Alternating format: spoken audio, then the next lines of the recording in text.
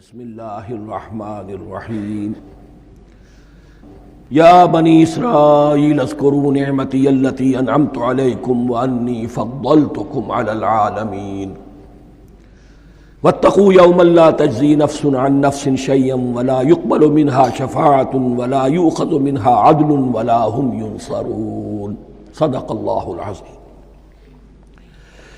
رب اشرح لی صدری ویسر لی امری واحلل عقدۃ من لسانی یفقہوا قولی۔ جیسا کہ میں نے عرض کیا تھا، سورہ بقرہ کے 5ویں رکوع سے اور 14ویں رکوع تک تو مسلسل، بلکہ 15ویں رکوع کی بھی پہلی 2 آیات شامل کرنی ہوں گی۔ یہ 10 رکوعوں سے 2 آیات زائد ہیں کہ جن میں خطاب کل کا کل بنی اسرائیل سے ہے۔ البتہ اس میں یہ فرق ہے کہ پہلا رکوع جو ہے وہ ان کو دعوت پر مشتمل ہے، نبی اکرم صلی اللہ علیہ وسلم پر ایمان لانے کی پرزور دعوت۔ بقیہ یہ 9 رکوع جو ہیں یہ ان پر فرد قرارداد جرم ہے جو عائد کی جا رہی ہے۔ ہم نے تمہارے ساتھ یہ احسان و اکرام کیا، تم پر یہ فضل کیا، یہ کرم کیا، تمہیں یہ حیثیت دی، تمہیں یہ مقام دیا، تم نے اس طور سے اپنے اس مشن کی خلاف ورزی کی، اپنے مقام اور مرتبے کو چھوڑ کر اور دنیا پرستی اختیار کی۔ یہ جو 9 رکوع ہیں ان میں بنی اسرائیل کی تاریخ کا تو یوں سمجھیے کہ ایک بہت بڑا حصہ اور نمایاں اس کے فیچرز آئیں گے، لیکن یہ سمجھ لیجئے کہ اصل میں یہ امت مسلمہ کو بھی ایک پیشگی تنبیہ ہے کہ کوئی مسلمان امت جب بگڑتی ہے تو یہ چیزیں اس میں آ جاتی ہیں۔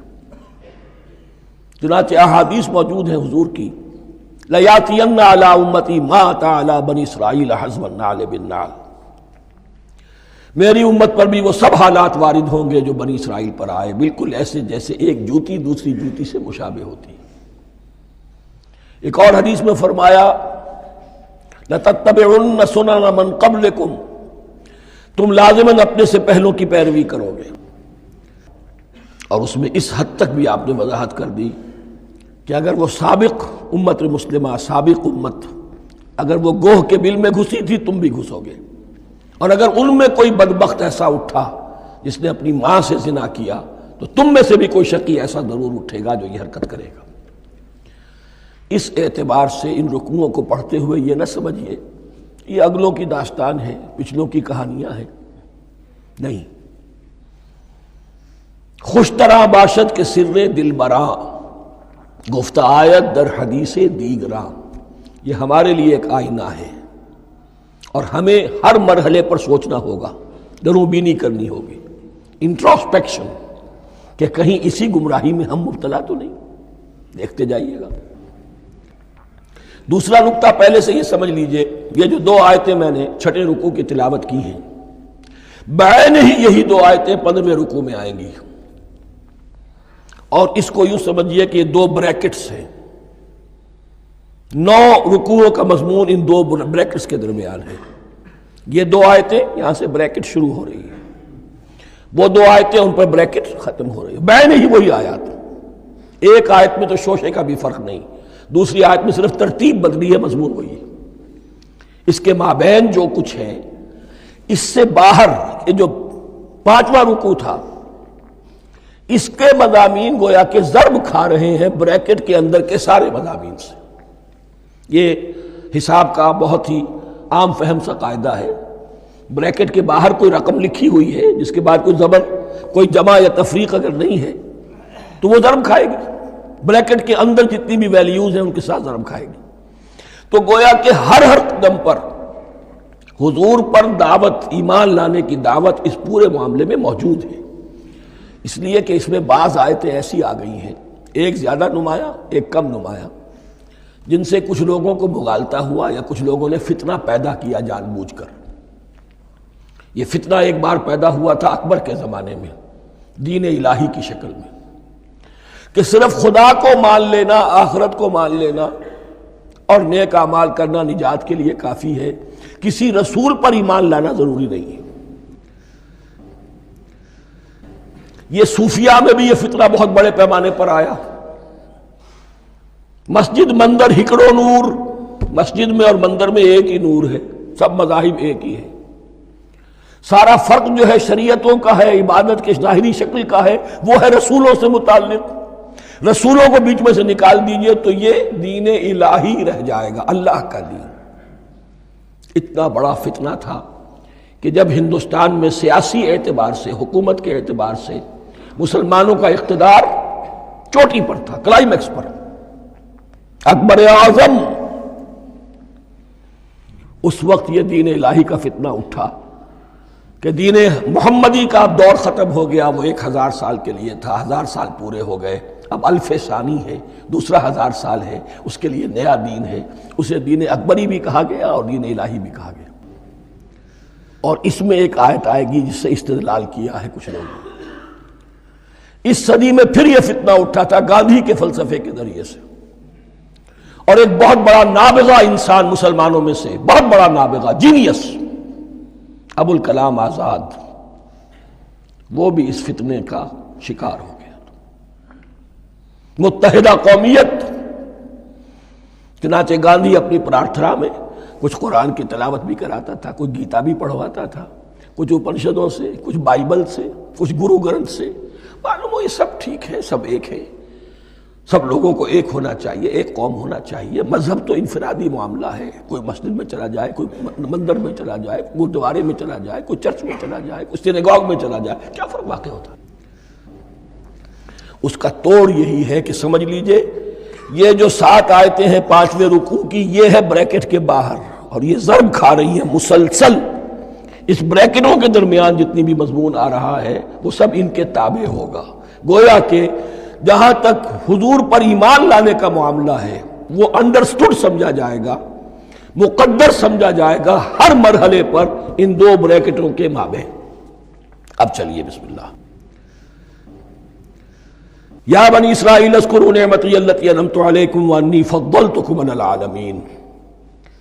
اے اسرائیل کی اولاد، یاد کرو میرے اس انعام کو جو تم پر ہوا، اس کی وضاحت میں کر چکا ہوں، لیکن یہاں جو الفاظ آ رہے ہیں بہت زوردار۔ وَأَنِّي فَضَّلْتُكُمْ عَلَى الْعَالَمِينَ، میں نے تمہیں فضیلت عطا کی تمام جہانوں پر۔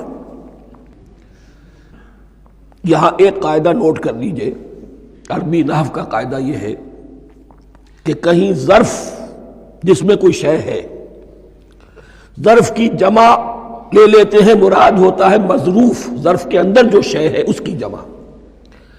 تمام جہانوں پر فضیلت، کیا فرشتوں پر بھی فضیلت؟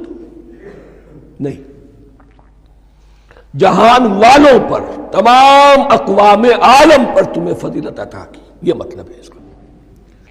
تمام عالموں پر، تمام جہانوں پر، یعنی تمام جہان والوں پر، اس انسان عالم انسانیت کے اندر جتنے بھی مختلف گروہ ہیں، نسلیں ہیں، طبقات ہیں، ان میں فضیلت۔ وَاتَّقُوا يَوْمًا لَا تَجْزِي نَفْسٌ عَن نَفْسٍ شَيْئًا، میں عرض کر چکا ہوں، اب تیسری مرتبہ پھر عرض کر رہا ہوں، اصل شیخ آخرت، محاسبہ آخرت، یہ مستحضر ہوگا تو انسان سیدھا رہے گا۔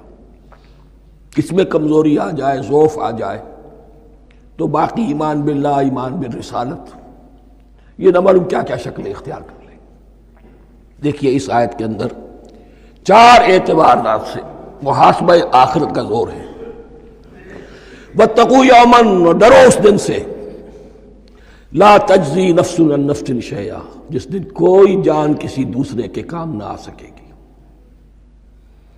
ولا يقبل منها شفاعہ، اور نہ کسی سے کوئی سفارش یا شفاعت قبول کی جائے گی، کیٹیگوریکل ڈینائل، ولا يؤخذ منها عدل، نہ کسی سے فدیہ قبول کیا جائے گا، ولا هم ينصرون، اور نہ انہیں کوئی مدد مل سکے گی۔ ہم نے طرح طرح کے عقیدے، شفاعت باطلہ کا تصور، اہل عرب سمجھتے تھے ہمیں یہ فرشتے جو ہے خدا کی بیٹیاں ہیں، یہ لات اور منات اور عزا، ہم نے ان کے بت بنا رکھے ہیں، پوچھتے ہیں یہ اپنے ابا جان سے اللہ کی بیٹیاں ہیں نا، لاڈلی بیٹیاں، چھڑا لیں گے ہم۔ ہمارے ہاں بھی تصور ہے اولیاء اللہ چھڑا لیں گے۔ یا شفاعت باطلہ، خود حضور کی شفاعت کے بارے میں جو غلط تصورات ہیں، ایک شفاعت حقہ ہے، اس کی وضاحت کا یہ موقع نہیں ہے۔ وہ آیت الکرسی پہ جب ہم پہنچیں گے انشاءاللہ تعالیٰ اسی سورہ مبارکہ میں تو اس کی وضاحت بھی ہوگی۔ یہ سارے جو ہم نے جو گھڑ رکھے ہیں خیالات، ان کی نفی اس آیت کے حوالے سے کی۔ وَاتَّقُوا يَوْمًا لَا تَجْزِي نَفْسٌ عَن نَفْسٍ شَيْئًا، کوئی انسان دوسرے انسان کے کام نہیں آ سکتا۔ وَلَا يُقْبَلُ مِنْهَا شَفَاعَةٌ، کسی جان کی طرف سے کوئی سفارش قبول نہیں ہوگی۔ وَلَا يُؤْخَذُ مِنْهَا عَدْلٌ، نہ کوئی فدیہ قبول کیا جائے گا۔ وَلَا هُمْ يُنصَرُونَ، نہ انہیں کوئی مدد مل سکے گی۔ اب اس کے بعد اللہ تعالیٰ کے احسانات اور ان کی طرف سے جو ناشکریاں ہوئی ہیں ان کی بڑی تفصیل کے ساتھ اب بات چلے گی، تفصیل نہیں تیزی کے ساتھ۔ یہ واقعات کئی 100 برس کے ہیں، لیکن ایک تو یہ کہ ان کی تفاصیل مکی صورتوں میں آ گئی ہیں، سب سے زیادہ سورہ اعراف میں ملے گی، اور بھی کئی صورتوں میں آپ کو مل جائے گی۔ یہاں پر تو پے بپے، جیسے کہ ایک قرارداد جرم کسی پر کی جاتی ہے تو اس میں سب گنوائے جاتے، تم نے یہ کیا، یہ کیا، یہ کیا۔ وَإِذْ نَجَّيْنَاكُم مِّنْ آلِ فِرْعَوْنَ، اور ذرا یاد کرو جب کہ ہم نے تمہیں نجات دی تھی فرعون کی قوم سے۔ يَسُومُونَكُمْ سُوءَ الْعَذَابِ، وہ تمہیں بدترین عذاب میں مبتلا کیے ہوئے تھے۔ يُذَبِّحُونَ أَبْنَاءَكُمْ وَيَسْتَحْيُونَ نِسَاءَكُمْ، تمہارے بیٹوں کو ذبح کر ڈالتے تھے اور تمہاری عورتوں کو زندہ رکھتے تھے۔ عورتیں تو پھر ان کے کام آتی تھی، گھر میں کام کاج کے لونیاں بنتی تھی، گھروں میں ڈال لیتے تھے، لیکن لڑکوں کو، اور یہ 2 موقع پر ہوا ہے بنی اسرائیل کے ساتھ، یہ بعد میں انشاءاللہ اس کی تفصیل آئے گی۔ وَفِي ذَلِكُمْ بَلَاءٌ مِّن رَبِّكُمْ عَظِيمٌ، اور یقیناً اس میں تمہارے رب کی طرف سے تمہارے لیے بڑی آزمائش تھی۔ وَإِذْ فَرَقْنَا بِكُمُ الْبَحْرَ، اور یاد کرو جب کہ ہم نے تمہارے لیے سمندر کو پھاڑ دیا یا دریا کو پھاڑ دیا۔ یہ ایک مختلف فی بات ہے کہ کس جگہ سے کراس کیا تھا بنی اسرائیل نے ایجپٹ سے سینائی پیننسولا آنے کے لیے، جزیرہ نما سینا میں۔ ایک رائے یہ کہ دریائے نیل کو کراس کر کے گئے ہیں، لیکن یہ بات غلط ہے، دریائے نیل تو مصر کے اندر ہے، وہ کبھی بھی مصر کی حد نہیں بنا۔ کسی کی رائے یہ ہے کہ جو خلیج سویز ہے، بحر قلزم جو ہے، ریڈ سی، وہ اوپر جا کر 2 کھاڑیوں میں تبدیل ہو جاتا ہے، خلیج عقبہ مشرق کی طرف اور خلیج سویس مغرب کی طرف، اور ان کے درمیان میں یہ سینائی پیننسولا جو ہے یہ تکون ہے، جیسے ہندوستان بھارت تکون ہے، ایسے یہ پیننسولا ہے، انڈین پیننسولا، سینائی پیننسولا۔ اور یہ سویس کینال تو بعد میں بنی ہے۔ خلیج سویس اور میڈیٹرینین بحیرہ روم کے درمیان یہ کچھ چھوٹی چھوٹی، اگرچہ چھوٹی تھی سمندر کے لحاظ سے، بہت بڑی بڑی جھیلیں تھیں، اور ان جھیلوں ہی کو پھر جوڑ جوڑ کر درمیان میں جو خشکی تھی اس کو کاٹ کر سویس کینال بنائی گئی ہے۔ تو اب تو یہ مسلسل ایک رابطہ ہے، لیکن معلوم ہوتا ہے کہ یا تو خلیج سویس کو کراس کیا ہے حضرت موسیٰ علیہ السلام نے، اور یہی میری رائے زیادہ یہی ہے، اس لیے کہ کوہ طور جو ہے وہ اس پیننسولا کی ٹپ پر ہے، نیچے ہے یہاں، جہاں پر پھر ان کا قیام رہا، اور جہاں پھر حضرت موسیٰ کو 40 دن کے لیے کوہ طور پر بلا کر اور پھر انہیں تورات دی گئی ہے۔ تو معلوم ہوتا ہے کہ جو خلیج سویز ہے اسے کراس کیا ہے۔ کراس کس طرح کیا ہے کہ حضرت موسیٰ کے عصا کی ایک ضرب سے سمندر پھٹ گیا۔ فَكَانَ كُلُّ فِرْقٍ كَالطَّوْدِ الْعَظِيمِ، دونوں طرف چٹانوں کے مانند پہاڑ کی طرح جو ہے وہ سمندر کھڑا ہو گیا، اس کے راستے میں سے یہ نکل گئے۔ اور پھر جب فرعون اور اپنا لشکر لے کر جب آیا ہے، اس نے سوچا ہم بھی نکل جائیں، وہ غرق ہو گئے، اس لیے کہ دونوں طرف کا پانی آپس میں مل گیا۔ یہ تھی کیفیت، اور معجزانہ کیفیت تھی، یہ کوئی فطرت کے یا نیچر کے اصول کے مطابق بات نہیں تھی، اور میں عرض کر چکا ہوں، آپ کو بتا چکا ہوں معجزہ کسے کہتے ہیں۔ وَإِذْ فَرَقْنَا بِكُمُ الْبَحْرَ فَأَنْجَيْنَاكُمْ، جب ہم نے تمہارے لیے یا تمہارے ساتھ سمندر کو پھاڑ دیا، تمہارے لیے، تمہارے گزرگاہ بنانے کے لیے، تو تمہیں تو نجات دے دی۔ وَأَغْرَقْنَا آلَ فِرْعَوْنَ وَأَنْتُمْ تَنظُرُونَ، اور تمہاری نگاہوں کے سامنے فرعون کے لاؤ لشکر کو غرق کیا، تم دیکھ رہے تھے، یہ گزر چکے تھے، اس ساحل پر کھڑے ہیں، ادھر سے یہ داخل ہوئے ہیں، اور پانی دونوں طرف سے آ کر مل گیا اور یہ غرق ہو گئے۔ وَإِذْ وَعَدْنَا مُوسَىٰ 40 لَيْلَةً، اور یاد کرو پھر جب کوہ طور پر ہم نے موسیٰ کو 40 دن کے لیے بلایا۔ ثُمَّ اتَّخَذْتُمُ الْعِجْلَ، ان کی غیر حاضری میں تم نے بچھڑے کی پرستی شروع کر دی، اسے معبود بنا لیا، من بعد ہی، اس کی غیر موجودگی میں، وانتم ظالمون، تم بہت بڑا ظلم تھا جس کا ارتکاب کیا، ان الشرک لظلم عظیم، عظیم ترین ظلم جو ہے وہ شرک ہے، اور شرک جلی کی یہ شکل کہ بچڑے کو پوج رہے۔ ثم عفونا عنکم من بعد ذلک، پھر ہم نے تمہیں اس کے بعد بھی معاف کیا، یہ ہمارا کرم رہا ہے، ہماری رحمت رہی، من بعد ذلک لعلکم تشکرون، تاکہ تم شکر کرو۔ وَإِذْ آتَيْنَا مُوسَى الْكِتَابَ وَالْفُرْقَانَ لَعَلَّكُمْ تَهْتَدُونَ، اور یاد کرو جب کہ ہم نے موسیٰ کو کتاب اور فرقان عطا فرمائی۔ یہ فرقان حق اور باطل کے درمیان فرق کر دینے والی چیز، اور کتاب عام طور پر جو آتا ہے وہ شریعت کے لیے آتا، شریعت بھی دی، کتاب بھی دی، اور فرقان بھی دیا، لعلکم تہتدون، تاکہ تم ہدایت پاؤ۔ وَإِذْ قَالَ مُوسَىٰ لِقَوْمِهِ، اور یاد کرو جب کہ کہا تھا موسیٰ نے اپنی قوم سے، یا قوم انکم ظلمتم انفسکم باتخاذکم العجل، اے میری قوم کے لوگو، یقیناً تم نے اپنے اوپر بڑا ظلم کیا ہے بچڑے کو معبود بنا کر۔ فَتُوبُوا إِلَىٰ بَارِئِكُمْ، پس توبہ کرو اپنے پروردگار، اپنے خالق کی جناب میں۔ باری اللہ تعالیٰ ہے، باری۔ فَاقْتُلُوا أَنفُسَكُمْ، تو قتل کرو اپنے آپ کو۔ یہ چیز جو ہے تورات میں تفصیل سے آئی ہے، قرآن میں نہیں ہے۔ اسی اعتبار سے میں نے آپ کو بتایا تھا کہ تورات کا مطالعہ اس اعتبار سے مفید ہے کہ بہت سے واقعات کا قرآن میں ذکر ہے، اجمالاً اشارہ ہے، اس کی تفصیل کے لیے ہمیں تورات سے رجوع کرنا پڑتا ہے، ورنہ یہ کہ اس آیت کا صحیح مفہوم واضح نہیں ہوگا۔ فَاقْتُلُوا أَنفُسَكُمْ، اپنے آپ کو قتل کرو، کیا معنی؟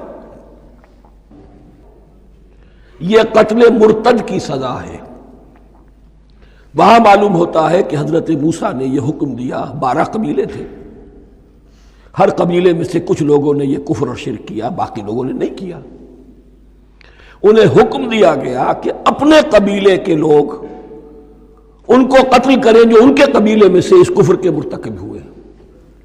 انفسکم سے مراد یہ اپنے قبیلے کے لوگوں کو تم قتل کرو، اس لیے کہ قبائلی زندگی جو ہوتی ہے آپ کو معلوم ہے، اس میں کوئی اور قبیلہ ہاتھ لگا دے تو قبائلی عصبیت بھڑک اٹھے گی۔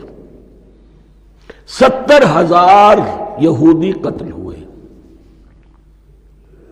اس سے بڑی توبہ اور ممکن نہیں، اس سے بڑا پرج، کسی بھی آئیڈیولوجیکل پارٹی کے اندر پرج بہت ضروری ہوتا ہے۔ کچھ لوگ آ گئے ایک نظریے کو قبول کر کے، رفتہ رفتہ نظریہ اوجل ہو گیا، کچھ مفادات، کچھ چودراہٹیں یہ مقدم ہو گئی، اسی سے جماعتیں خراب ہوتی ہیں، غلط راستے پہ پڑ جاتی ہیں، تحریکیں بھٹک جاتی ہیں۔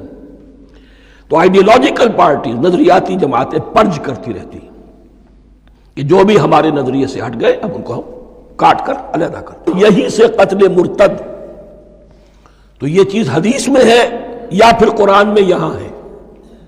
اس حوالے سے جو لوگ ہمارے ہاں بعض علماء بھی ہیں، جدید دانشور ہیں، جو قتل مرتد کی جو حد ہے اسلام میں اس کو تسلیم نہیں کرتے، لیکن میرے نزدیک یہ شریعت موسوی کا تسلسل ہے کہ شریعت موسوی کی جس شے کو بدلا نہ گیا ہو، جس کے بارے میں صراحتاً یہ معلوم نہ ہو کہ یہ شے تبدیل کر دی گئی، تو وہ شریعت محمدی کا جز بن گئی۔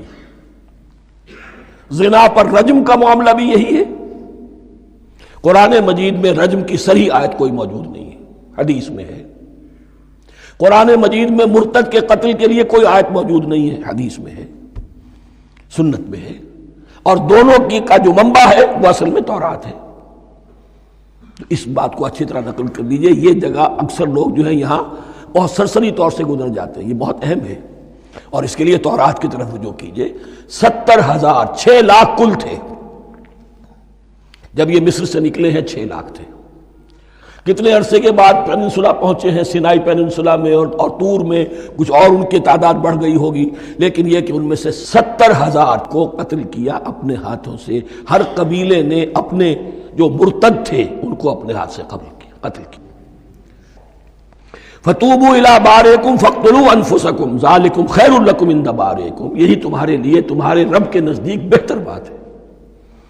فَتَابَ عَلَيْكُمْ، تو اللہ نے تمہاری توبہ قبول کر لی، توبہ قبول کس طرح ہوئی؟ یہ تزکیہ ہوا ہے امت کا کہ ان میں سے جن لوگوں نے اتنی بڑی غلط حرکت کی ہے ان کو کاٹ کر ذبح کر کے ان کو قتل کر کے پھینک دیا گیا۔ انہ هو التواب الرحیم، یقیناً وہ تو ہے ہی بہت توبہ کا قبول فرمانے والا اور بہت رحم فرمانے والا۔ وَإِذْ قُلْتُمْ يَا مُوسَىٰ لَن نُّؤْمِنَ لَكَ حَتَّىٰ نَرَى اللَّهَ جَهْرَةً، ایک اور واقعہ ان کی تاریخ کا۔ اور یاد کرو جب کہ تم نے کہا تھا اے موسیٰ ہم تو تمہاری بات نہیں مانیں گے۔ ایمان کے بعد جب لام کا حرف آئے تو اس کے معنی صرف تصدیق کے ہوتے ہیں۔ لن نؤمن لک، ہم آپ کی بات کی تصدیق نہیں کریں گے، حتیٰ نری اللہ جہرۃ، جب تک کہ ہم دیکھ نہ لیں اللہ کو عیاناً۔ ہمیں کیا پتا اللہ نے یہ کتاب دی آپ کو، آپ تو لے کر آ گئے، ہمارے سامنے تو پتھر کی کچھ تختیاں ہیں، اس پہ کچھ لکھا ہوا، کس نے لکھا ہمیں کیا پتا۔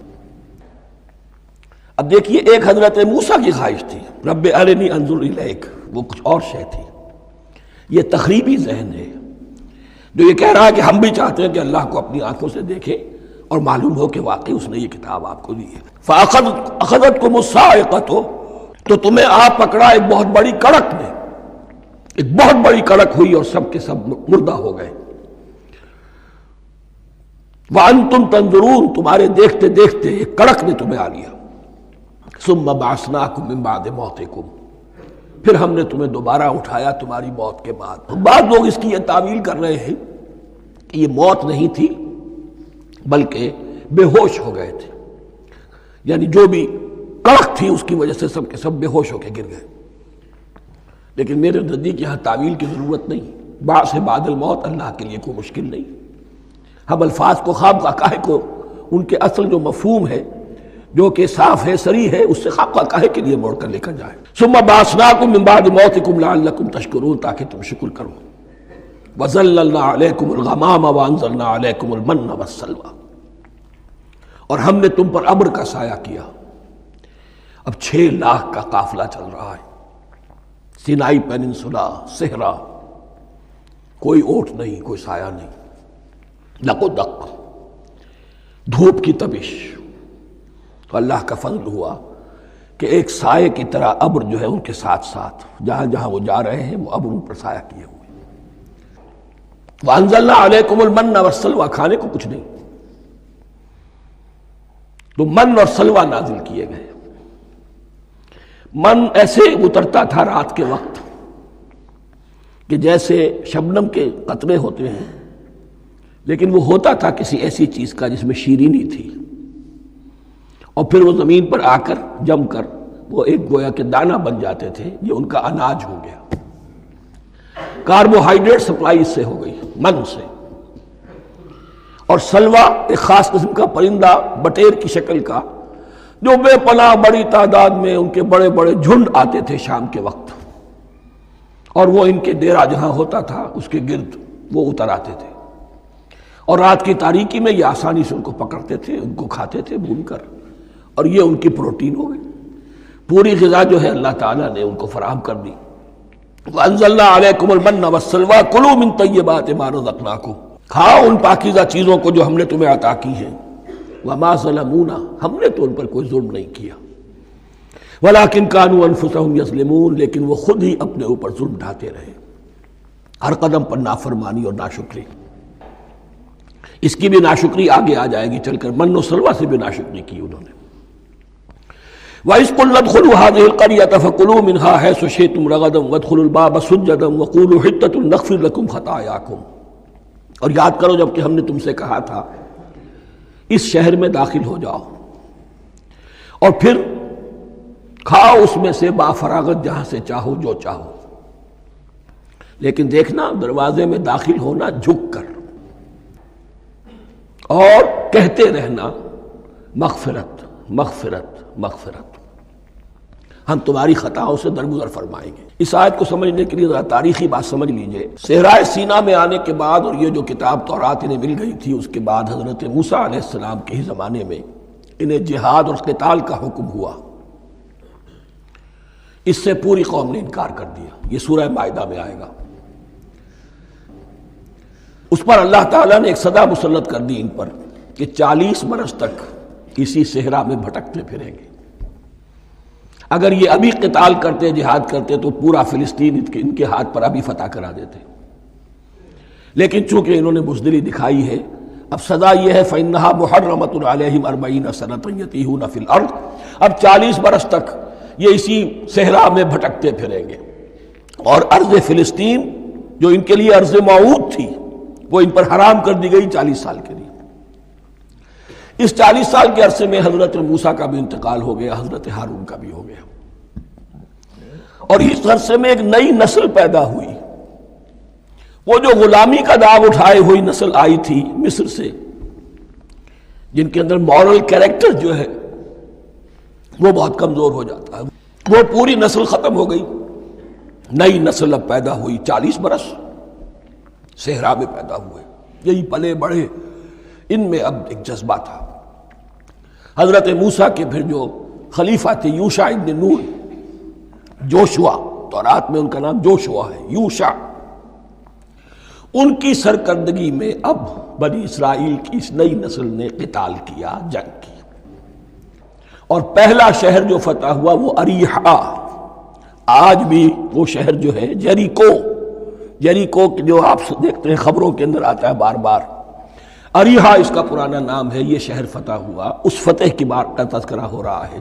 یاد کرو جب کہ ہم نے تم سے کہا تھا اس بستی میں، اس شہر میں داخل ہو جاؤ فاتحانہ، اور پھر جو کچھ یہاں ہے، جو نعمتیں ہیں ان سے متمتع ہو، کھاؤ پیو، لیکن داخل ہونا سجدہ کرتے ہوئے، مراد کیا؟ جھک کر، یعنی ایسا نہ ہو کہ تکبر کی وجہ سے تمہاری گردنیں اکڑ جائیں، گردنیں جھکا کر اللہ کا احسان مانو، یہ نہ سمجھو کہ یہ فتح تم نے حاصل کی۔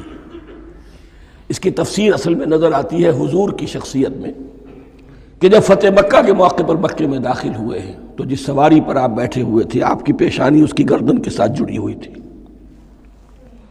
یہ وقت ہوتا ہے جب کہ تکبر اور تعلی، فاتح کی حیثیت سے آنا، اور بندہ مومن کے لیے یہی وقت ہے تواضع کا، جھکنے کا۔ وَقُولُوا حِطَّةٌ، حتیٰ یحط تو کہتے ہیں جھاڑ دینے کو، تو اس کے معنی کیا ہے؟ اے اللہ ہمارے گناہ جھاڑ دے، مغفرت، اے اللہ ہمیں مغفرت، ہماری مغفرت فرما، جو خطائیں ہو گئی بخش دے۔ قولوا حطۃ، تمہاری زبان پر استغفار ہونا چاہیے، تمہاری گردنیں جھکی ہوئی ہونی چاہیے۔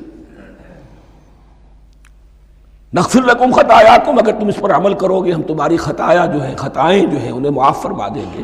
وسنزید المحسنین، اور جو تم میں محسن ہوں گے انہیں اور بھی زیادہ دیں گے، اور انعام و اکرام آئیں گے۔ فبدل الذین ظلموا قولا غیر الذی قیل لہم، تو ان میں سے جو ظالم تھے، جو بد کردار تھے، انہوں نے بدل دیا، ایک اور قول اختیار کر لیا اس قول کی جگہ جو انہیں کہا گیا تھا حتہ حتہ، انہوں نے کہنا شروع کیا ہنتا ہنتا، ہمیں تو گیہوں چاہیے، گیہوں چاہیے۔ یہ بعد میں ابھی آ جائے گا اگلے رکوع کے اندر، کہ من و سلوہ سے ان کی طبیعتیں بھر گئی تھی ایک ہی چیز کھا کھا کے۔ اب وہ کہہ رہے تھے کوئی چیز ہمیں جو ہے زمین کی روئیدگی میں سے، پیداوار میں سے، تو وہ ان کے زبان پر انہوں نے مذاق اڑاتے ہوئے گویا کہ حضرت موسیٰ علیہ السلام کے ذریعے سے حکم ملا ہے، استہزاء کر رہے ہیں، حطۃ کی بجائے حنطۃ۔ فانزلنا علی الذین ظلموا رجزا من السماء بما كانوا یفسقون، تو جن لوگوں نے یہ حرکت کی تھی ان پر ہم نے آسمان سے ایک بہت بڑا عذاب نازل کیا۔ تورات سے معلوم ہوتا ہے کہ پلیگ آئی، اور جنہوں نے یہ حرکت کی تھی وہ سب کے سب ہلاک ہو گئے جریکو کے اندر، بما كانوا یفسقون، بسبب اس نافرمانی کے جو انہوں نے کی۔ وَإِذِ اسْتَسْقَىٰ مُوسَىٰ لِقَوْمِهِ فَقُلْنَا اضْرِب بِّعَصَاكَ الْحَجَرَ، اب یہ پھر صحرائے سینا کا واقعات آ رہے ہیں، ان میں ترتیب زمانی نہیں ہے، اور یہاں کی فتح جو ہے حضرت موسیٰ کے بعد ہے، لیکن اب یہاں پہ پھر ابھی وہ جو صحرائے تیہ میں جب بھٹک رہے تھے پھر اس کا ذکر ہے۔ وَإِذِ اسْتَسْقَىٰ مُوسَىٰ لِقَوْمِهِ فَقُلْنَا اضْرِب بِّعَصَاكَ الْحَجَرَ، اور جب کہ موسیٰ کی قوم نے موسیٰ سے پانی طلب کیا، اب صحرا میں آپ کو معلوم ہے جہاں پڑاؤ تھا اب وہاں پانی نہیں ہے، 6 لاکھ ہو 7 لاکھ ہو، کتنے افراد ہو، پانی چاہیے۔ وَإِذِ اسْتَسْقَىٰ مُوسَىٰ لِقَوْمِهِ فَقُلْنَا اضْرِب بِّعَصَاكَ الْحَجَرَ، تو ہم نے کہا کہ اپنے عصا سے ضرب لگاؤ چٹان پر۔ فانفجرت منہ اثنتا عشرۃ عینا، تو اس سے 12 چشمے پھوٹ بہے۔ فجر کہتے ہیں کسی شے کے پھٹ کر کوئی چیز برآمد ہو۔ فجر جو ہوتی ہے، فجر کا وقت رات کی تاریکی کا پردہ چاک ہوتا ہے اور سپیدہ سحر نمودار ہوتا ہے۔ فانفجرت منہ اثنتا عشرۃ عینا، تو 12 چشمے پھوٹ بہے۔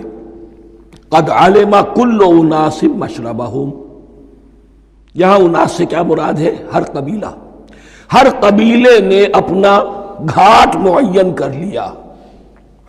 12 قبیلے تھے، اگر علیحدہ علیحدہ نہ ہوتا معاملہ، 12 چشمے اسی لیے دیے گئے کہ لڑے نہ جھگڑے نہ۔ پانی تو بہت بڑی چیز ہے، کہیں پانی پینے پلانے پہ جھگڑا اور کہیں گھوڑا آگے بڑھانے پہ جھگڑا، یہ تو قبائلی زندگی کے اندر ہوتی ہی چیزیں۔ تو اس اعتبار سے اللہ تعالیٰ نے ان کے لیے یہ سہولت کی کہ 12 چشمے پھوٹ بہے۔ قد علم کل اناس مشربہم، ہر ایک نے اپنا گھاٹ جان لیا، معین کر لیا۔ کلوا واشربوا من رزق اللہ، گویا کہ کہہ دیا گیا کہ کھاؤ اور پیو اللہ کے رزق میں سے۔ ولا تعثوا فی الارض مفسدین، اور زمین میں فساد مچاتے نہ پھرو۔ کھانے پینے کے لیے پانی بھی ادھر آ گیا، کھانے کے لیے من و سلوہ آ گیا۔ اب دیکھیے ان کی ناشکری۔ وَإِذْ قُلْتُمْ يَا مُوسَىٰ لَن نَّصْبِرَ عَلَىٰ طَعَامٍ وَاحِدٍ، یاد کرو جب کہ تم نے کہا تھا اے موسیٰ ہم ایک کھانے پر تو صبر نہیں کر سکتے، کھا کھا کے بکتا گئے ہیں من و سلوہ۔ فَادْعُ لَنَا رَبَّكَ، تو ذرا اپنے رب سے دعا کرو، پکارو ہمارے لیے اپنے رب کو۔ یخرج لنا، وہ نکالے ہمارے لیے، مما تنبت الارض، زمین کی روئیدگی اور پیداوار میں سے، نباتات ارضی میں سے، من بقلہا، اس کی ترکاریاں، وقصائہا، اور ککڑیاں، کھیرے اور ککڑیاں، ان سب کے لیے یہ لفظ ہے۔ وفومہا، ایک ترجمہ گیہوں کیا گیا ہے لیکن میرے نزدیک زیادہ صحیح ترجمہ ہے لہسن، اور سرائے کی زبان میں بھی اور ممکن ہے کہ سندھی میں بھی ہو تھوم، تھوم کہتے ہیں لہسن کو، یہ فوم کی بدلی ہوئی شکل ہے، اس لیے کہ یہی علاقہ ہے جس میں عرب آئے تھے، تو عربوں کی زبان کے بہت سے الفاظ جو ہیں اس سرائے کی زبان میں خاص طور پر وہ بہت زیادہ، تو تھوڑی سی شکل بدل کر وہ کافی تعداد میں موجود ہے۔ وعدسہا، اور دال خاص طور پر مسور کی، وبصلہا، اور پیاز۔ اب جو چٹخارے جس سے بنتے ہیں سالن کے، ان کی زبانیں وہ چٹخارے مانگ رہی۔ ظاہر بات ہے کہ اگر وہ سلوا بھی تھا، بٹیرا ہے، اسے آگ کے اوپر ذرا سا تپایا اور کھایا، وہ ایک ہی خاص قسم کی غذا ہے جو چل رہی ہے۔ اسی طرح من جو ہے وہ ایک خاص قسم کا سیریل ان کے لیے بن گیا ہے۔ لیکن یہ جو چٹخارے ہیں یہ تو لہسن سے ہے، پیاز سے ہے، ترکاریوں سے ہے، ان تمام چیزوں سے، دال کا اپنا ایک ذائقہ ہے۔ قَالَ تَسْتَبْدِلُونَ الَّذِي هُوَ أَدْنَىٰ بِالَّذِي هُوَ خَيْرٌ، حضرت موسیٰ نے فرمایا کیا تم وہ شے بدلے میں لینا چاہتے ہو اس کے، کیا وہ شے جو کمتر ہے بدلے میں چاہتے ہو اس کے کہ جو بہتر ہے؟ من و سلوہ کہیں بہتر ہے اللہ کی طرف سے جو تمہیں دیا گیا ہے، تم اس سے تمہارا جی بھر گیا ہے، اس کو ہاتھ سے دے کر چاہتے ہو کہ یہ ادنا چیزیں تمہیں ملے۔ اہبتو مصرن، اب یہ لفظ آ گیا اہبتو، اب ظاہر بات ہے یہ آسمان سے زمین پر اترنے کے لیے لفظ نہیں ہے اہبتو، یہاں اس کا ترجمہ صحیح ہوگا سیٹل ڈاؤن سم ویئر۔ اگر زمین کی یہ چیزیں چاہیے تو کہیں سیٹل ہو جاؤ اور کاشت کرو، بیج ڈالو، آبیاری کرو، یہ ساری چیزیں تمہیں مل جائیں۔ اہبتو مصرن، کہیں سیٹل ڈاؤن ہو جاؤ، کہیں اتر پڑو کسی بستی میں، کسی علاقے میں۔ فَإِنَّ لَكُمْ مَا سَأَلْتُمْ، تمہیں مل جائے گا جو کچھ کہ تم نے مانگا۔ وَضُرِبَتْ عَلَيْهِمُ الذِّلَّةُ وَالْمَسْكَنَةُ وَبَاءُوا بِغَضَبٍ مِّنَ اللَّهِ، اب یہ ہے ان کی وہ خباثتیں، ان کے وہ ناشکریاں، ان کی وہ معصیتیں، ان پر جو آخری حکم دیا جا رہا ہے، جو اگر آپ برا نہ مانیں تو میں عرض کروں گا آج یہود پر اتنا اپلیکیبل نہیں ہے جتنا مسلمانوں پر ہے۔ ضربت علیہم الذلۃ والمسکنۃ وباؤوا بغضب من اللہ، ذلت اور مسکنت، کم ہمتی ان پر تھوپ دی گئی۔ ضربت علیہم، it was heaped upon them، the humiliation was heaped upon them. ضربت علیہم الذلۃ والمسکنہ وباؤوا بغضب من اللہ، اور وہ اللہ کا غضب لے کر لوٹے۔ وہی امت جس کے بارے میں فرمایا وانی فضلتکم علی العالمین، اسی امت کا پھر یہ حشر ہوا۔ کیوں ہوا؟ نافرمانی۔ تمہیں کتاب دی تھی کہ تم پیروی کرو، تمہیں کتاب دی تھی کہ اسے قائم کرو۔ وَلَوْ أَنَّ أَهْلَ الْكِتَابِ أَقَامُوا التَّوْرَاةَ وَالْإِنْجِيلَ وَمَا أُنزِلَ إِلَيْهِم مِّن رَّبِّهِمْ لَأَكَلُوا مِن فَوْقِهِمْ وَمِن تَحْتِ أَرْجُلِهِمْ، اگر یہ تورات اور انجیل کو قائم کرتے، نافذ کرتے، تو نعمتیں زمین بھی اگلتی، ان کے قدموں کے نیچے سے نعمتیں جو ہیں وہ پھوٹتی، اور ان کے سروں کے اوپر سے بھی بارش ہوتی نعمتوں کی۔ لیکن اگر تم نے اس کو چھوڑ کر اپنی خواہشات، اپنے نظریات، اپنے خیالات، اپنا تمرد، اپنی سرکشی، اپنی حاکمیت، اپنی مصلحتیں، اپنی عقل، اس کو بالا تر کیا، تو پھر جو قوم اللہ کے قانون کی، اللہ کی ہدایت کی، اللہ کی کتاب کی امین ہوتی ہے دنیا میں، وہ اللہ کی ریپرزنٹیٹو ہوتی ہے، نمائندہ ہوتی ہے۔ اگر وہ اپنے عمل سے مس ریپرزنٹ کرے اللہ کو، تو وہ کافروں سے بڑھ کر مغضوب اور کافروں سے بڑھ کر مبغوض ہو جاتی ہے، مغضوب بھی مبغوض بھی۔ اس لیے کافروں کو تو دین پہنچانا تمہارے ذمہ تھا، تم نے دین ان کو کیا پہنچانا تھا، تم تو خود دین سے منحرف ہو گئے۔ آج اس جگہ پر امت مسلمہ کھڑی ہے کہ 1.25 بلین یا 1.5 بلین، 125 کروڑ عزت نام کی شے نہیں ہے، کہ عزت نام تھا جس کا گئی تیمور کے گھر سے، سارے معاملات دنیا کے G7 G15 کے ہاتھ میں ہیں، سیکیورٹی کونسل اس کے پرماننٹ ممبر کا ویٹو ہے، اور نہ سیکیورٹی کونسل میں اور نہ کہیں کسی G7 میں، نہ G9 میں، نہ G15 میں کوئی مسلمان ملک نہیں۔ کشنمی پرست کی بھیا کیستی، ہماری اپنی پالیسیز کہیں اور طے ہوتی ہیں، ہمارے اپنے بجٹ کہیں اور بنتے ہیں، ہماری صلح اور جنگ کسی اور کے اشارے سے ہوتی ہے۔ ریموٹ کنٹرول، یہ ذلت اور مسکنت۔ آپ کے ریڈیو پر، ٹیلی ویژن پر خبریں آتی رہیں کہ اتنے مسلمانوں کے ساتھ یہ کر دیا، اتنی مسلمان عورتوں کی بے حرمتی کر دی، لیکن یہاں ہم بیٹھے ہوئے اپنے اپنے دھندوں میں، اپنے اپنے کاروبار میں، اپنی اپنی ملازمتوں میں، اپنے اپنے کیریئرز میں، دنیا میں کیا کچھ ہو رہا ہے۔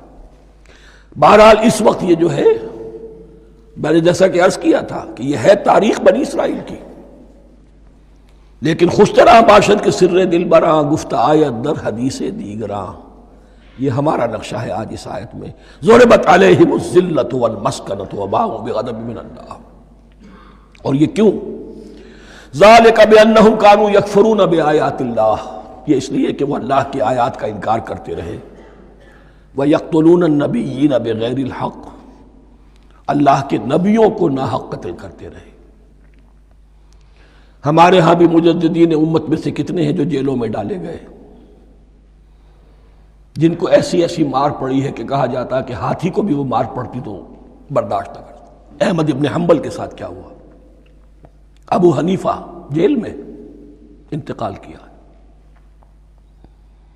امام مالک کے کندھے کھینچ دیے گئے، اتار دیے گئے، منہ کالا کر کے اور اونٹ پر بٹھا کر پھرایا گیا۔ امام دار الہجرہ شیخ احمد سرہندی جیل میں رہے، سید احمد بریلوی اور ان کے ساتھیوں کو خود مسلمانوں نے تہہ تیغ کیا ہے۔ بہرحال یہ داستانیں ہیں، اب نبی تو کوئی نہیں آئے گا، ان کے ہاں نبی تھے، ہمارے ہاں مجددین ہیں، علماء حق ہیں، جیسے کہ حدیث بھی ہے علماء امتی کا انبیاء بنی اسرائیل، تو جو انہوں نے انبیاء کے ساتھ کیا ہم نے مجددین اور علماء کے ساتھ کیا۔ ذالک بما عصوا وکانوا یعتدون، اور یہ ہوا ان کی نافرمانیوں کی وجہ سے اور حد سے تجاوز کرنے کی وجہ سے۔ اللہ تعالیٰ تو ظالم نہیں ہے، اللہ نے تو اونچا مقام دیا تھا، ہمیں بھی خیر امت قرار دیا، کنتم خیر امت اخرجت للناس تأمرون بالمعروف وتنہون عن المنکر وتؤمنون باللہ. اب اگر ہم نے وہ اپنا مشن چھوڑ دیا تو ذلت اور مسکنت وہ ہمارا مقدر بن گئی. اللہ کا قانون اور اللہ کا عدل بے لاگ ہے، وہ فرام امہ ٹو امہ چینج نہیں ہوتا. سنت اللہ جو ہے لن تجد لسنت اللہ تحویلا ولن تجد لسنت اللہ تبدیلا. اللہ کی سنت بدلتی نہیں. بنی اسرائیل کا جو حشر ہوا آج وہ ہمارا ہو رہا ہے. بہرحال اس پر میری جو کتاب ہے سابق اور موجودہ مسلمان امتوں کا ماضی حال اور مستقبل، اس کا مطالعہ کیجیے. اب آ گئی وہ آیت کہ جس سے استدلال کیا گیا ہے کہ ایمان بالرسالت نجات کے لیے ضروری نہیں ہے. ان الذین آمنوا والذین ہادوا والنصارى والصابئین من آمن باللہ والیوم الآخر وعمل صالحا فلہم اجرہم عند ربہم ولا خوف علیہم ولا هم یحزنون. یقیناً جو لوگ ایمان لائے، اور اس سے مراد ہے جو ایمان لائے حضور پر، محمد پر صلی اللہ علیہ وسلم، والذین ہادوا اور جو یہودی ہو گئے، والنصارى اور نصرانی، والصابئین اور صابی وہ لوگ تھے عراق کے علاقے میں رہتے تھے جو کہتے تھے کہ ہم دین ابراہیمی پر ہیں، لیکن ان کے ہاں بھی بہت کچھ بگڑ گیا تھا. جیسے حضرت ابراہیم کی نسل، حضرت اسماعیل کی نسل بگڑ گئی تھی، تو اس طرح وہ بھی بگڑ گئے تھے. ستارہ پرستی زیادہ تر ان کے ہاں تھی. من آمن باللہ والیوم الآخر، جو کوئی بھی ایمان لایا اللہ پر اور یوم آخر پر، وعمل صالحا اور اس نے عمل کیے اچھے، فلہم اجرہم عند ربہم تو ان کے لیے محفوظ ہے ان کا اجر ان کے رب کے پاس. ولا خوف علیہم ولا هم یحزنون، اور نہ ان پر کوئی خوف ہوگا اور نہ وہ کسی حزن سے دوچار ہوں گے. ظاہر الفاظ کے اعتبار سے دیکھیے کہ یہاں ایمان بالرسالت کا ذکر نہیں ہے. ویسے تو اگر کوئی اس سے یہ غلط استدلال کرتا ہے تو اس کا پہلا جو اصولی جواب ہے وہ تو یہ ہے کہ ایسی حدیثیں بھی موجود ہیں من قال لا الہ الا اللہ دخل الجنہ، تو اس کے کیا معنی ہے؟ صرف کہنے سے جنت میں داخل ہو جائیں گے، کسی عمل کی ضرورت نہیں. جواب یہ دیا جائے گا پورے قرآن کو سامنے رکھو، پورے حدیث کے ذخیرے کو سامنے رکھو. کسی ایک جگہ سے کوئی ایک نتیجہ نکال لینا وہ صحیح نہیں. لیکن اس کے علاوہ وہ اصول جو میں بیان کر چکا ہوں کہ یہ سلسلہ شروع کہاں سے ہوا ہے. 5واں رکوع وآمنوا بما انزلت مصدقا لما معكم ولا تكونوا اول کافر به. انہیں ایمان کی زوردار دعوت سے تو یہ ساری بات شروع ہوئی ہے. اب فصاحت اور بلاغت کا یہ تقاضا ہے کہ بار بار اس کو دہرایا نہ جائے. وہ بات انڈرسٹوڈ رہے گی، مقدر رہے گی، سمجھی جائے گی کہ ہر جگہ پر وہ موجود ہے، اس لیے کہ ساری گفتگو ہو رہی ہے اسی کے حوالے سے. وآمنوا بما انزلت مصدقا لما معكم ولا تكونوا اول کافر به ولا تشتروا بآیاتی ثمنا قلیلا وإیایا فاتقون. اس حوالے سے یوں سمجھیے اب اس آیت کو کہ یہاں پر کچھ الفاظ محذوف مانے جائیں گے. ان الذین آمنوا والذین ہادوا والنصارى والصابئین من آمن باللہ والیوم الآخر وعمل صالحا فی ایامہم فلہم اجرہم عند ربہم ولا خوف علیہم ولا هم یحزنون.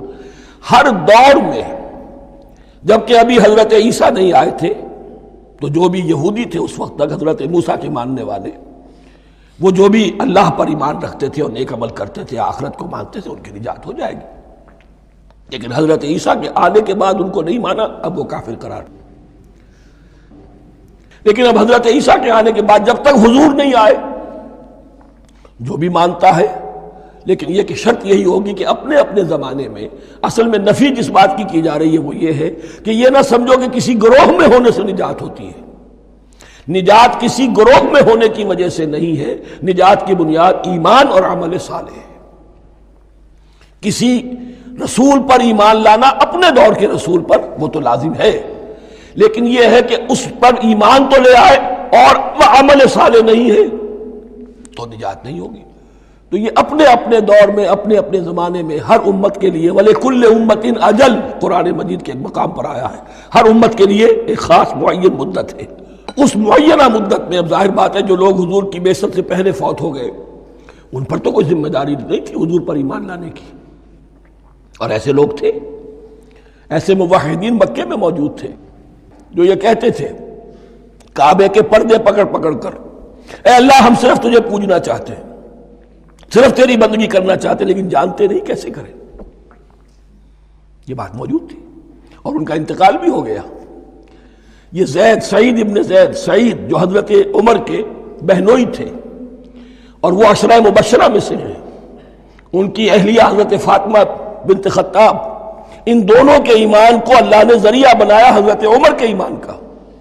اور یہ والد تھے سعید کے زید، وہ یہ کہتے ہوئے دنیا سے چلے گئے حضور کی ابھی بعثت ہی نہیں ہوئی تھی، اے اللہ میں صرف تیری بندگی کرنا چاہتا ہوں، کیسے کروں یہ نہیں جانتا۔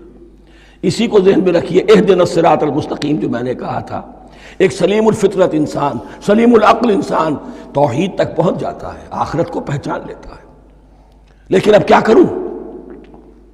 اس شریعت کے لیے، ان احکام کے لیے وہ دستے سوال دراز کرنے پر مجبور ہے۔ الحمدللہ رب العالمین الرحمن الرحیم مالک یوم الدین ایاک نعبد و ایاک نستعین اہدنا الصراط المستقیم۔ اسی صراط المستقیم کی دعا کا یہ جواب اب آئے گا، شروع ہوگا سورہ بقرہ سے، یہ کرو یہ نہ کرو، یہ فرض ہے، یہ تم پر لازم کیا گیا، یہ چیز حرام کی گئی، وغیرہ وغیرہ۔ ان الذين آمنوا والذين هادوا والنصارى والصابئين من آمن بالله واليوم الآخر وعمل صالحا، اور محذوف الفاظ فی ازمنتہم، اپنے اپنے زمانے میں، یا فی ایامہم، فلہم اجرہم عند ربہم ولا خوف علیہم ولا هم یحزنون۔ وَإِذْ أَخَذْنَا مِيثَاقَكُمْ وَرَفَعْنَا فَوْقَكُمُ الطُّورَ، اور ذرا یاد کرو جب کہ ہم نے تم سے عہد لیا، قول و قرار لیا، اور تمہارے اوپر اٹھا دیا طور کو، پہاڑ کو۔ جب تورات دی گئی تو اس وقت ایک کیفیت معجزانہ طور پر ایسی پیدا کی گئی، ان کے اوپر ایک روب ڈالنے کے لیے اور خشیت قلب میں پیدا کرنے کے لیے کوہ طور اٹھا کر معلق کر دیا گیا۔ اس وقت کہا گیا خذوا ما آتیناکم بقوۃ، تو اس قول و قرار کے وقت ایک معجزے کی شکل یہ ہوئی تھی۔ وَإِذْ أَخَذْنَا مِيثَاقَكُمْ وَرَفَعْنَا فَوْقَكُمُ الطُّورَ خُذُوا مَا آتَيْنَاكُمْ بِقُوَّةٍ وَاذْكُرُوا مَا فِيهِ لَعَلَّكُمْ تَتَّقُونَ، پکڑو اس کو مضبوطی کے ساتھ جو ہم نے تمہیں دیا ہے، اس حدیث، اس کتاب کو، تورات کو، اس شریعت کو، ان احکام کو۔ وَاذْكُرُوا مَا فِيهِ، اور یاد رکھو اسے جو کچھ کہ اس میں ہے، لَعَلَّكُمْ تَتَّقُونَ، تاکہ تم بچ سکو۔ ثُمَّ تَوَلَّيْتُم مِّن بَعْدِ ذَلِكَ، پھر تم نے روگردانی کی اس کے بعد، اس میثاق کو توڑا، میثاق الست کو توڑا تھا، اور دوسرے یہ میثاق شریعت جو تم سے لیا گیا اس کو بھی توڑا۔ ثم تولیتم من بعد ذلک فلولا فضل اللہ علیکم ورحمتہ لکنتم من الخاسرین، پھر اگر اللہ کا فضل تمہارے شامل حال نہ ہوتا اور اس کی رحمت تمہاری دستگیری نہ کرتی رہتی، بار بار تمہیں معاف کیا، تمہیں مہلت دی، تو اگر یہ چیز نہ ہوتی تو اسی وقت سے تم خسارہ پانے والے اور تباہ ہونے والے ہو جاتے۔ وَلَقَدْ عَلِمْتُمُ الَّذِينَ اعْتَدَوْا مِنْكُمْ فِي السَّبْتِ، اور تمہیں خوب معلوم ہے تم میں سے وہ لوگ جنہوں نے سبت کے قانون کو توڑا، حد سے تجاوز کیا۔ یہ واقعہ تفصیل کے ساتھ سورہ اعراف میں آئے گا کہ ان کی شریعت میں ہفتے کا روز معین کر دیا گیا تھا، کوئی دنیاوی کام نہیں ہوگا۔ آج بھی وہ لوگ جو ہے سبت کو، جو بھی پریکٹسنگ جیوز ہیں، وہ اس کی پابندی کرتے ہیں اور بڑی شدت سے کرتے ہیں۔ لیکن ایک زمانے میں ایک خاص ان کا قبیلہ تھا کہ جس نے ایک بڑے ہی شرعی ہیلہ ایجاد کر کے اس قانون کی دھجیاں بکھیری، تفصیل ہم پڑھیں گے سورہ اعراف میں۔ وَلَقَدْ عَلِمْتُمُ الَّذِينَ اعْتَدَوْا مِنْكُمْ فِي السَّبْتِ، اور تمہارے علم میں ہے تمہارے وہ لوگ کہ جنہوں نے سبت کے قانون کے ضمن میں خلاف ورزی کی، فَقُلْنَا لَهُمْ كُونُوا قِرَدَةً خَاسِئِينَ، تو ہم نے کہہ دیا ان کو کہ ہو جاؤ ذلیل بندر، ان کی شکلیں بس کر دی گئی، انہیں بندروں کی شکل میں تبدیل کر دیا گیا۔ فَجَعَلْنَاهَا نَكَالًا لِمَا بَيْنَ يَدَيْهَا، پھر ہم نے اس واقعے کو یا اس بستی کو ایک بنا دیا مثال، لوگوں کے لیے ان کی عبرت کے سامان بنا دیا، ان کے لیے بھی جو سامنے موجود تھے اس زمانے کے لوگ، اور ان کے لیے بھی جو بعد میں آنے والے تھے، وَمَوْعِظَةً لِّلْمُتَّقِينَ، اور اسے ایک نصیحت، ایک سبق آموزی کی بات بنا دیا اہل تقویٰ کے لیے۔ وَإِذْ قَالَ مُوسَىٰ لِقَوْمِهِ إِنَّ اللَّهَ يَأْمُرُكُمْ أَن تَذْبَحُوا بَقَرَةً، اور یاد کرو جب کہ موسیٰ نے اپنی قوم سے کہا یقیناً اللہ تمہیں حکم دیتا ہے کہ گائے کو ذبح کرو، یہ واقعہ میں پہلے آپ کو بتا دوں، پھر ہم یہ آیات تیزی سے پڑھ لیں گے۔ بنی اسرائیل میں ایک شخص قتل ہو گیا، عامیل نامی، اور قاتل کا پتہ نہیں چل رہا تھا۔ اللہ تعالیٰ نے حضرت موسیٰ کے ذریعے سے حکم دیا کہ ایک گائے کو ذبح کرو اور اس کے جسم کے ایک ٹکڑے سے اس مردے کو چھوؤ، وہ جی اٹھے گا اور وہ بتا دے گا میرا قاتل کون ہے۔ اب یہ کہ یہ معجزات کی شکل ہے جو بار بار آ رہے ہیں، اور سابق اس امت کے اندر معجزات کا آپ کو بہت عمل دخل ملے گا۔ اس میں ایک تو یہ کہ گائے کو ذبح کرنا، وہ گائے کے تقدس کا جو ان کے دل میں ذہن میں تھا، تو ذبح کرنے سے اس کے اوپر بھی گویا کہ ایک تلوار چلائی گئی، اور پھر انہیں دکھا بھی دیا گیا کہ ایک آدمی زندہ بھی ہو سکتا ہے، بعد سے بعد الموت کا بھی ایک نقشہ دکھا دیا گیا انہیں۔ لیکن انہیں جب یہ حکم ملا اور ان کے دلوں کے اندر وہ بچڑے کی اور گائے کی تقدیس جو ہے وہ پلی ہوئی تھی، اب انہوں نے سوال کر کے کسی طریقے سے بچنے کے لیے مین میخ نکالی، کیسی گائے ہو، کیا رنگ ہو، کس طرح کی ہو، کس عمر کی ہو۔ بالآخر یہ کہ جب ہر طرف سے گھیراؤ ان کا ہو گیا اور سب چیزیں جو ہیں ان کے سامنے واضح کر دی گئیں، تب انہوں نے یوں سمجھیے چاروں ناچار بادل ناخواستہ اس حکم پر عمل کیا۔ بس اب ترجمہ کر لیجئے۔ وَإِذْ قَالَ مُوسَىٰ لِقَوْمِهِ إِنَّ اللَّهَ يَأْمُرُكُمْ أَن تَذْبَحُوا بَقَرَةً، اور یاد کرو جب کہ موسیٰ نے کہا اپنی قوم سے کہ اللہ حکم دیتا ہے تمہیں کہ ایک گائے کو ذبح کرو۔ قَالُوا أَتَتَّخِذُنَا هُزُوًا، انہوں نے کہا کیا آپ ہمارے ساتھ کوئی ٹھٹھا کر رہے ہیں، مذاق اڑا رہے ہیں، یہ کیا بات آپ کہہ رہے ہیں؟ قَالَ أَعُوذُ بِاللَّهِ أَنْ أَكُونَ مِنَ الْجَاهِلِينَ، فرمایا میں اللہ کی پناہ طلب کرتا ہوں اس سے کہ میں جاہلوں میں سے ہو جاؤں، کہ میں ان دین کے معاملات کے اندر استہزاء اور تمسخر کو شامل کر دوں۔ قالوا ادع لنا ربك يبين لنا ما هي، اب انہوں نے کہا اچھا ایسی بات ہے تو ذرا اپنے رب سے دعا کیجئے کہ وہ ہم پر واضح کر دے کہ وہ کیسی ہو۔ قال انه يقول، حضرت موسیٰ نے فرمایا اللہ تعالیٰ فرماتا ہے انها بقرة لا فارض ولا بکر، وہ ایک ایسی گائے ہونی چاہیے کہ جو نہ بوڑھی ہو نہ بالکل بچھیا ہو، عوان بین ذالک، ان کے بین بین ہو۔ فَفَعَلُوا مَا تُؤْمَرُونَ، تو اب کر گزرو جو تمہیں حکم دیا گیا۔ قَالُوا ادْعُ لَنَا رَبَّكَ يُبَيِّن لَنَا مَا لَوْنُهَا، اب انہوں نے پھر کہا ذرا ایک دفعہ اور دعا کیجئے اپنے رب سے، وہ ہمیں بتا دے اس کا رنگ کیسا ہونا چاہیے۔ قَالَ إِنَّهُ يَقُولُ إِنَّهَا بَقَرَةٌ صَفْرَاءُ فَاقِعٌ لَوْنُهَا تَسُرُّ النَّاظِرِينَ، فرمایا اللہ فرماتا ہے کہ وہ گائے ایسی ہونی چاہیے زرد رنگ، شوخ رنگ، شوخ زرد رنگ کی، چمکیلی، جو دیکھنے والوں کو خوب اچھی لگے، پسند آئے، دل میں کھپ جانے والی۔ اب جو زیادہ سے زیادہ ان کے ہاں مقدس سمجھے جاتے تھی گائے، رفتہ رفتہ سوال کر کے اگر پہلے ہی حکم پر وہ کر دیتے تو کسی بھی گائے کو ذبح کر دیتے، لیکن یہاں گھیراؤ ان کا ہو رہا ہے کہ جس کی تقدس کا ان کے ذہن میں زیادہ سے زیادہ تاثر ہے اسی کو واضح کیا جائے۔ قالوا ادع لنا ربك يبين لنا ما هي، پھر انہوں نے کہا ذرا اللہ سے دعا کیجئے اور وہ ہمیں یہ بتائے کہ وہ کیسی ہو۔ ان البقرہ تشابہ علینا، یقیناً ہم کچھ شبے میں پڑ گئے ہیں، یہ گائے کا معاملہ مشتبہ ہو گیا ہے ہم پر۔ قال انہ یقول، فرمایا اللہ فرماتا ہے انہا بقرۃ لا ذلول تثیر الارض ولا تسقی الحرث، وہ ایک ایسی گائے ہونی چاہیے کہ جو کوئی جس سے مشقت نہ لی جاتی ہو، نہ وہ ہل جوتتی ہو اور نہ وہ رہٹ کا پانی کھینچتی ہو۔